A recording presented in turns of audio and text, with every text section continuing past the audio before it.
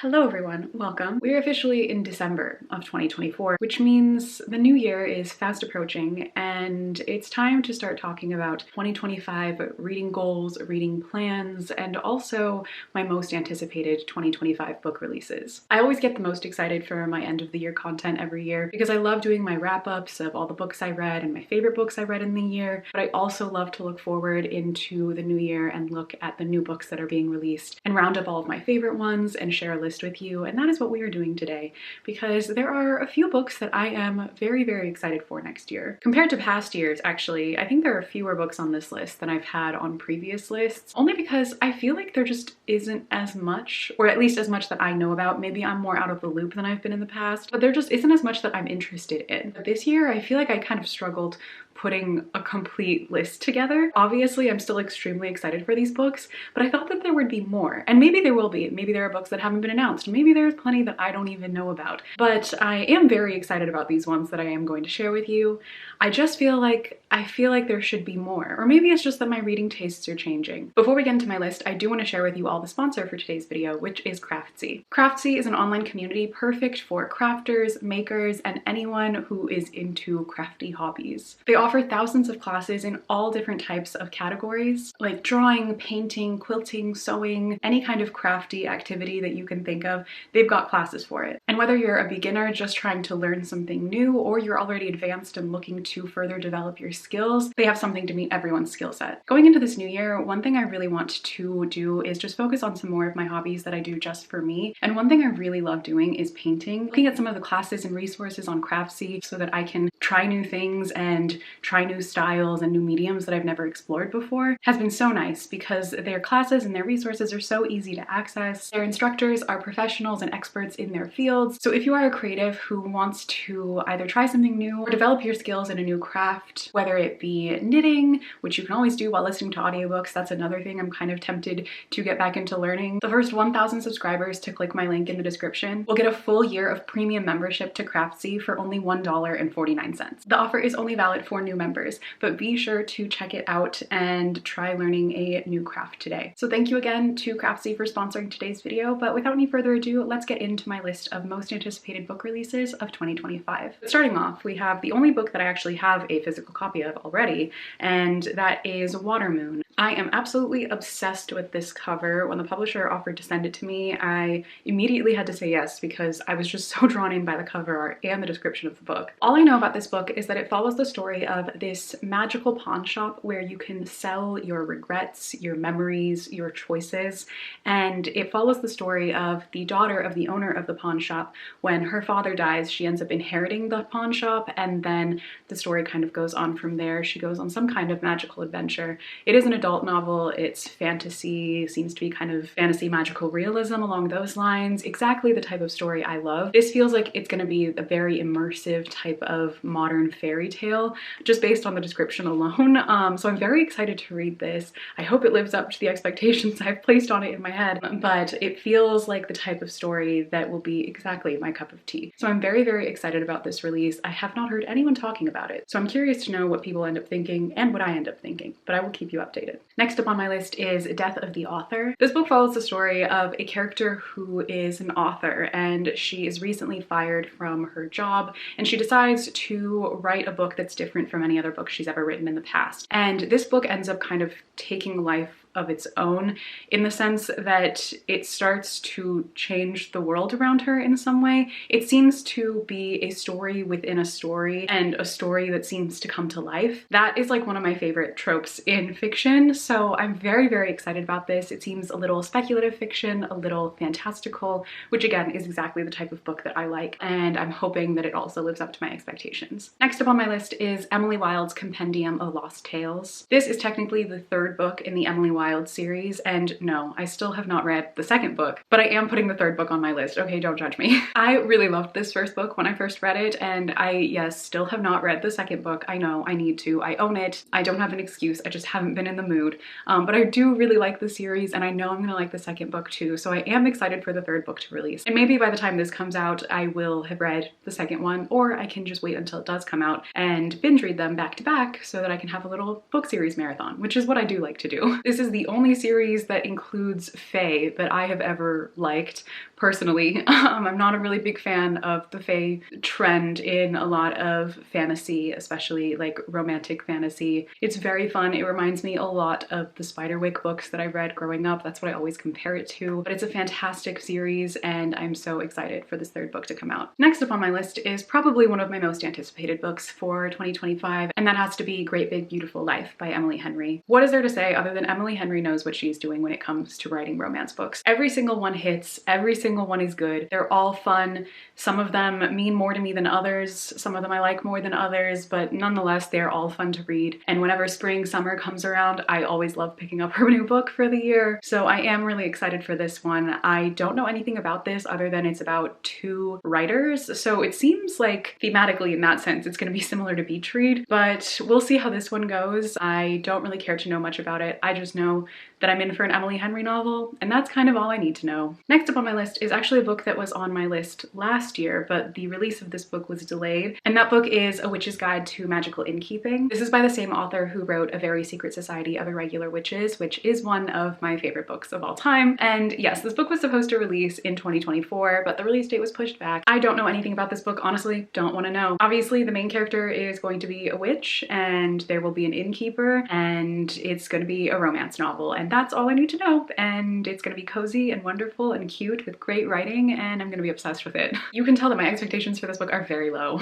I just know it's going to be so good. I have no doubts that I will love this book. All right, so next we have what is easily my most anticipated book release of next year. All of you can probably guess what this is. It couldn't be anything else, but also at the same time, there's nothing else I'm more anxious about reading, both in the positive way and the negative way. Like, I'm actually anxious about reading this because I don't know how I'm gonna feel. I'm skeptical, but I'm also excited and hopeful. I don't know. I'm stressed. But that is, of course, Sunrise on the Reaping. I genuinely cannot believe that we are getting another Hunger Games novel in 2025 and a movie in 2026. That's crazy. I can't lie.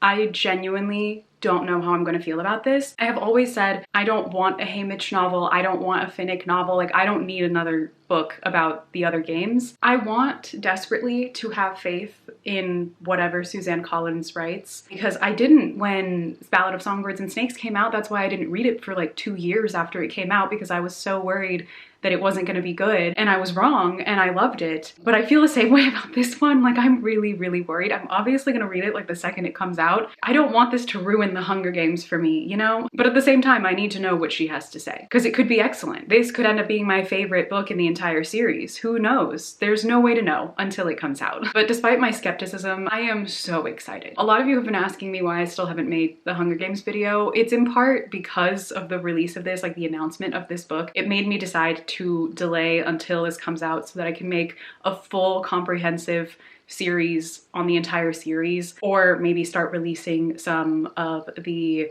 other Hunger Games videos a little bit before this one comes out. I haven't decided. There will still be a Hunger Games video no matter what. It just might be after this book comes out, because I want to tie this one into it, because I feel like it's going to give us a lot of insights and a lot of answers into the entire series and some questions we've never had answers to.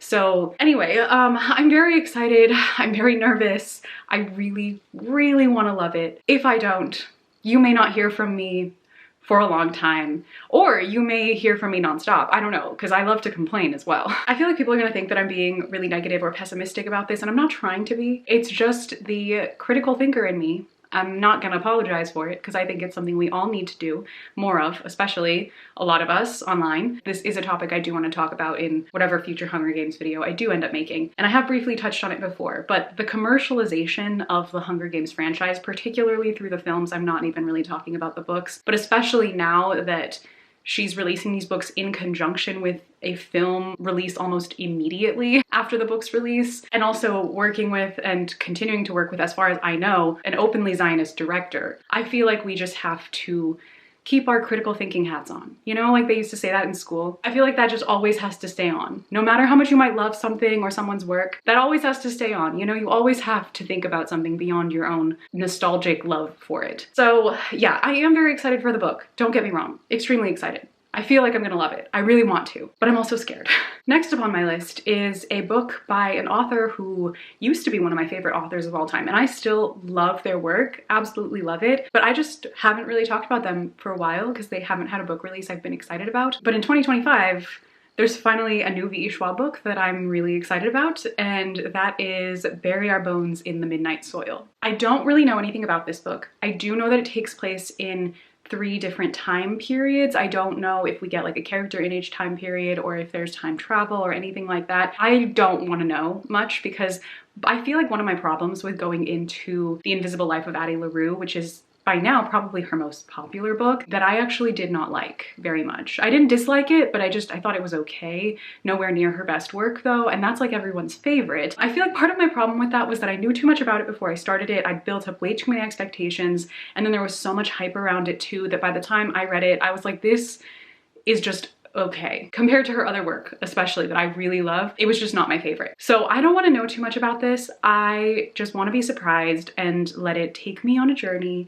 and maybe it will end up being a new favorite for me. I know it's fantasy. I think there are magical creatures or something involved. It just seems right up my alley and like something I will really, really enjoy. So I am very excited to get around to this. Next up, we have probably another one of my absolute most anticipated. This is probably in the top 3, maybe right after Sunrise and the Reaping, just because this is one of my favorite authors of all time, and that is Fable for the End of the World by Ava Reid. This is also a young adult dystopian fiction novel. The only 2 young adult novels on this list are Sunrise and the Reaping and this one, and they're both dystopian novels. I'm really in my dystopian era. It's truly come back for me in a big way. I don't really know much about this one either, and I don't want to know because I do really love just going into Ava Reid's books without knowing a thing about them because I always end up loving them. But it is inspired by YA dystopian fiction, and particularly the Hunger Games, and I know that it has a romance in it, and it's also a sapphic romance. That's all I really need to know. The cover's really pretty. I feel like I'm gonna like it. I hope I really, really love it, but I am very excited to read this book, and I have no doubt that it will end up being an enjoyable read. Next up, like I mentioned, in a serious dystopian mood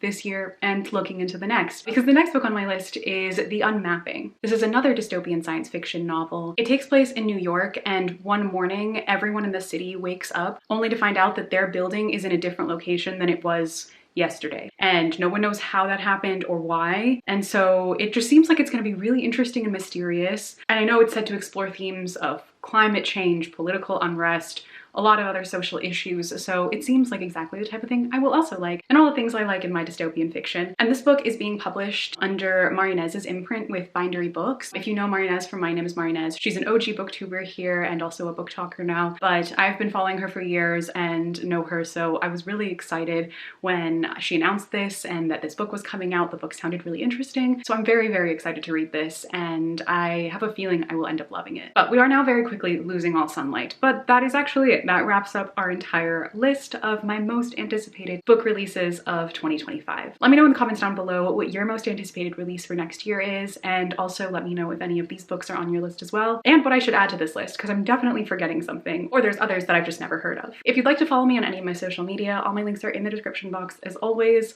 But thank you all so much for watching this video. I hope you enjoyed, and I will see you very soon in my next video. Bye!